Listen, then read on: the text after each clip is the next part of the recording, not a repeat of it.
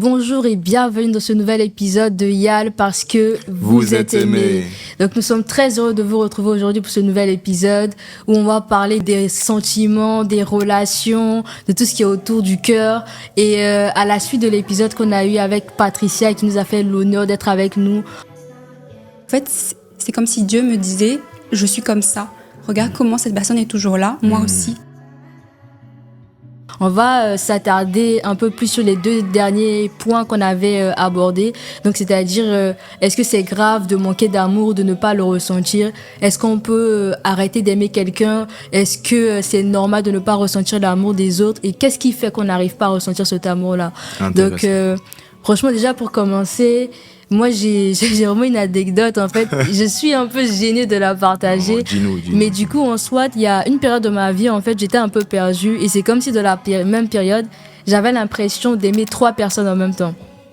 Donc, en soit, je me disais, mais il y a un problème quelque part. Donc, au début, je comprenais pas, j'avais pas fait attention. Je me suis dit, mais c'est pas possible que dans la même période et en une fraction de quelques secondes, en fait, c'est-à-dire que je rentrais d'un DM à un autre, je parlais de la même manière, j'exprimais les mêmes sentiments. Je me dis, mais à un moment, je me suis dit, mais un problème, en fait, Asita, qu'est-ce qui se passe? En tout cas. Et du coup, là, en fait, c'est de savoir qu'est-ce qui nous emmène, en fait, des fois, à avoir ce genre de confusion. On se dit, mais j'aime cette personne, au final, je l'aime plus. Mais toi, je t'aimais hier, mais je sais plus trop. Ou j'aime 2 personnes en même temps. Parce que des fois, on se dit, c'est pas normal. Comment ça peut arriver? Mais c'est des choses qui arrivent. On ne prend pas, franchement, le temps de chercher à comprendre d'où ça vient et qu'est-ce qui entraîne ça. Oui, bon. Effectivement, ton expérience, bon, moi, c'est pas forcément aimer plusieurs personnes à la fois, mais c'est autre chose. C'est-à-dire que parfois, on a l'impression que on est confus. C'est-à-dire que tu veux quelque chose, mais au fond, tu n'en as plus envie, ou alors, l'espace d'un instant, tu désires quelque chose et après, tu ne le veux plus. Et souvent, moi, je me suis souvent posé la question, je me suis demandé, mais qu'est-ce qui pouvait expliquer ça? J'ai cherché un peu dans la science, bon, ça m'a emmené un peu dans tout ce qui est conscience, inconscient, subconscient. J'ai un peu freiné. Et j'ai commencé à m'observer. J'ai commencé à me prendre en forme de cas d'étude. Et j'ai remarqué qu'en fait, parfois, dans mon cœur, j'avais plusieurs pressions qui s'entrechoquaient. Par exemple, une fois, j'avais commencé à changer, donc je voulais être une meilleure personne. Et j'étais avec des amis, on mangeait, on buvait, etc. Et l'espace d'un instant, j'ai disjoncté. C'est-à-dire qu'il y a un de mes amis qui cherchait sur la petite bête, il me titillait tout le temps, et j'ai disjoncté, et je me suis mis en colère. Mais je t'avoue que à ce moment-là, c'était plus moi. C'est la colère noire, en fait. Colère noire. Mais donc, il y avait ça en moi. Comment je vais pas avoir ce genre de sentiment? Et j'ai disjoncté, et l'espace d'après, je dis, mais non, excuse-moi, pardon. Il me dit, mais non, tu vois comment tu es une mauvaise personne. Il m'a même culpabilisé. Et je pense que ça, c'est vraiment ça. Des fois, tu t'attends pas à réagir d'une certaine façon dans certaines situations et tu dépasses en fait ton degré de colère que tu imaginais, tu dis des choses blessantes et juste après en fait quand tu reviens à toi tu te dis mais pourquoi j'ai dit ça, pourquoi j'ai réagi comme ça, et c'est compliqué en fait. Et tu regrettes, pourtant c'est la même personne, tu n'as pas changé, tu es la même personne. En une fraction de seconde en fait tes émotions, tes sentiments ont changé et c'est compliqué en Exactement. Vrai. Et j'ai commencé à comprendre qu'en fait à l'intérieur de moi il y avait à la fois mes émotions, mes sentiments, ce que je voulais, mes souvenirs, tout ça se mélangeait. Et après, ce que j'entendais de dehors aussi a commencé à me... En fait, il y a comme un conflit d'intérêt général entre tout ça. Je sais pas si toi, ça te parle déjà un peu. Moi, j'avoue que des fois, ça m'arrive et j'ai vraiment pris le temps de chercher à comprendre en fait qu'est-ce qui fait ça. Et c'est là que j'ai découvert en fait que les sentiments et les émotions sont 2 choses différentes. Oh, je savais pas. Non, franchement, je sais que des fois on dit sentiment et émotion. J'avoue que moi, des fois, je faisais des phrases juste en fonction de mon humeur. En fait, je disais soit sentiment, soit émotion pour faire un genre en fait dans la conversation. Mais j'avais pas vraiment la notion en fait de la différence qu'il y a entre les deux. Et quand j'ai fait des recherches, j'ai découvert qu'un sentiment, c'est un peu comme une émotion, mais c'est beaucoup plus intense. Donc l'émotion elle va juste venir comme ça, comme ce que tu expliquais. Tu as été en colère. Et quelques secondes après, la colère était passée. Du coup, c'était l'émotion qui est arrivée, en fait. Mais le sentiment, c'est vraiment celui qui va rester, en fait, pendant, on va dire, plusieurs jours, plusieurs mois, et il part pas.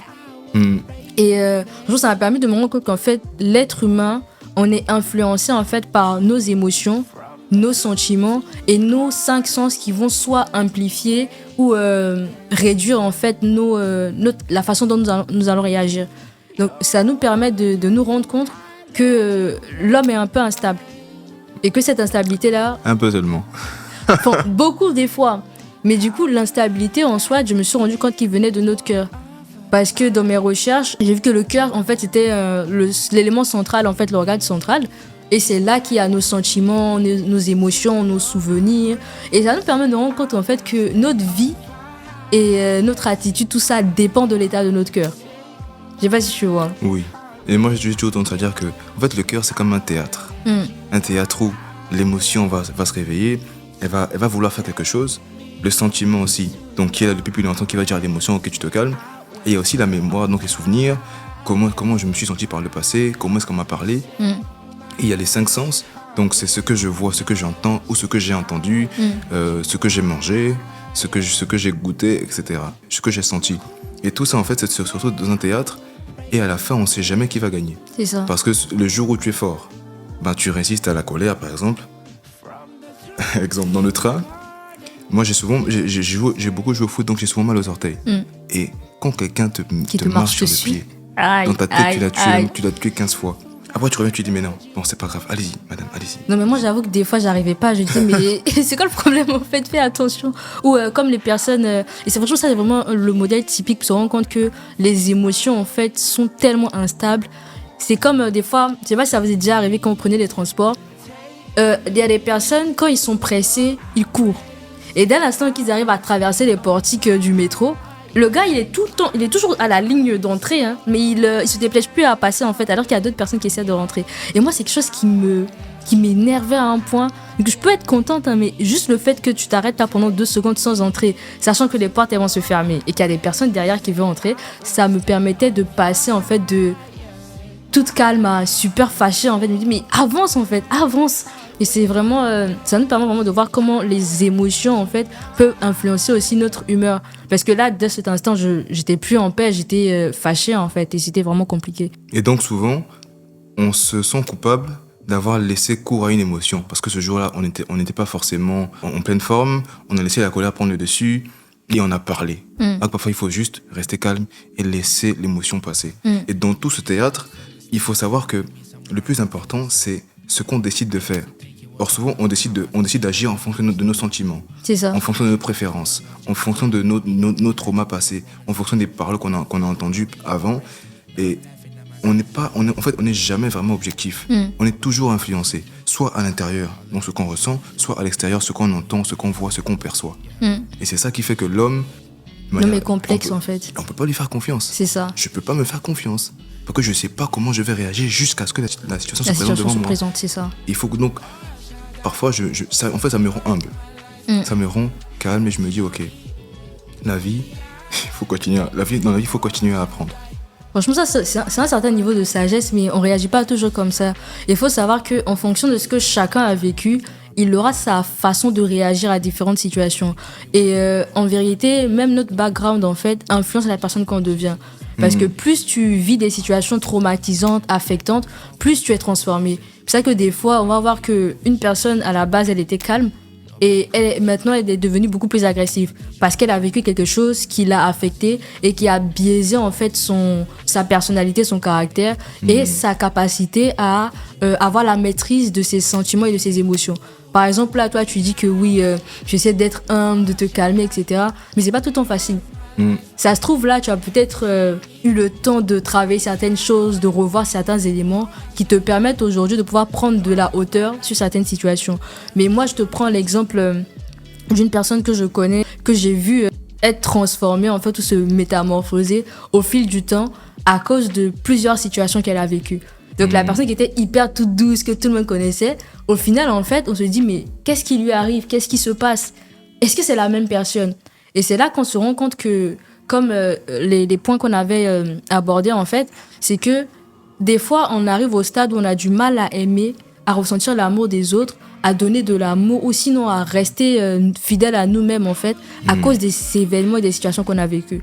Donc, en soit, l'état de notre cœur va influencer l'état de notre vie, et les sentiments et les émotions qu'on réussira à transmettre, en fait, ou à ressentir, vont également être influencés par ce qu'on a vécu et par comment on se sent intérieurement. Effectivement. Donc, moi, je dirais à quelqu'un qui qui n'arrivent plus forcément à ressentir de l'amour ou à donner de l'amour, que les gens changent pour deux raisons. Soit ils sont ouverts d'esprit, soit ils ont eu le cœur brisé. Donc, nous, ce qu'il faut qu'on comprenne, c'est que autant on a changé, on est devenu comme ça, autant il n'y a pas de fatalité. Je peux redevenir comme avant, ou sinon mieux. Il faut juste que j'accepte de changer, mes pensées. Et surtout se rendre compte qu'il y a quelque chose qui ne va pas. Parce qu'une personne qui passe de la douceur à la colère et qui se métamorphose progressivement n'a pas forcément conscience que les situations qu'elle a vécues ou qu'il a vécues sont en train de la changer ou de transformer ses sentiments et ses émotions. Franchement, c'est de se rendre compte que il y a un problème en fait. Et généralement, ce sont les personnes autour de nous qui vont nous dire mais qu'est-ce qui se passe, qu'est-ce qui t'arrive? Et généralement, on le prend mal. Mais comme ça, qu'est-ce qui m'arrive? Vous savez ce qui s'est passé ou peut-être vous savez pas ce qui se passe dans ma vie et vous me jugez. Mais c'est vraiment d'avoir l'humilité en fait de se rendre compte que on a pointé du doigt ce truc-là. C'est pas moi qu'on juge, mais c'est ce qui se passe. Pour nous permettre en fait de faire une sorte de bilan, de checking en fait de nos sentiments et de nos émotions et de prendre le temps de faire attention à notre cœur.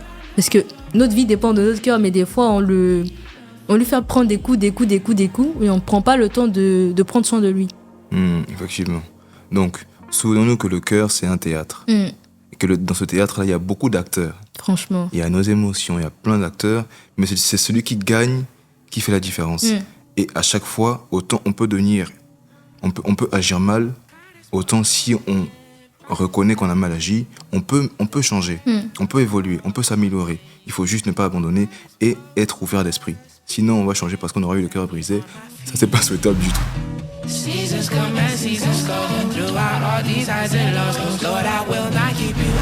Déjà, c'est de retenir que le cœur, comme il a dit, c'est un théâtre, donc c'est le siège de nos sentiments, de nos émotions. C'est vraiment lui qui va influencer en fait notre comportement et qui va déterminer comment l'environnement autour de nous sera. C'est aussi un organe qui est fragile en fait, parce que plus on prend des coups, moins il est résistant. Et soit on s'isole, on tombe dans la tristesse, la dépression, soit on devient super colérique et agressif. Et tout le monde est choqué en fait de comment on est en train d'être métamorphosé. Et aussi, c'est de savoir que notre personnalité est variable et qu'elle n'est pas fixe. Aujourd'hui, je peux être une personne et demain, je peux être une autre personne en fonction de ce que j'ai vécu. Donc, c'est de vraiment prendre conscience du fait que nos sentiments, nos émotions, même nos 5 sens en fait influencent nos vies, influencent l'état de nos cœurs, et c'est vraiment des éléments, des facteurs à prendre vraiment en considération. Et à une personne qui peut-être se rend compte là que mais j'ai vécu une telle situation qui m'a transformée, franchement c'est de te dire que c'est toujours possible de changer, de guérir et de retrouver le caractère et la personnalité que tu avais avant. Donc quel que soit ce que tu as vécu, les paroles que tu as reçues, tu peux redevenir la personne que tu étais et même une meilleure version de toi-même. Donc, ne désespère pas. Prends le temps de franchement faire le bilan de ce qui a pu se passer, qui t'a transformé. Et si tu as des questions, si tu as besoin d'encouragement, n'hésite pas à nous laisser des commentaires, à nous envoyer des messages sur Instagram. Et on prendra franchement le temps de t'accompagner parce qu'on est passé par là. On a un vécu, on a des éléments en fait qui pourront t'aider à aller mieux. Et sache que tu es aimé. Nous sommes une communauté, une famille. On est là franchement pour se donner de l'amour, du boost. Et prenons soin de notre cœur, prends soin de ton cœur, fais attention à tes sentiments, à tes émotions et aie conscience que tu es une personne de valeur. Donc, on se dit à très bientôt, prenez soin de vous et sachez que vous êtes aimés.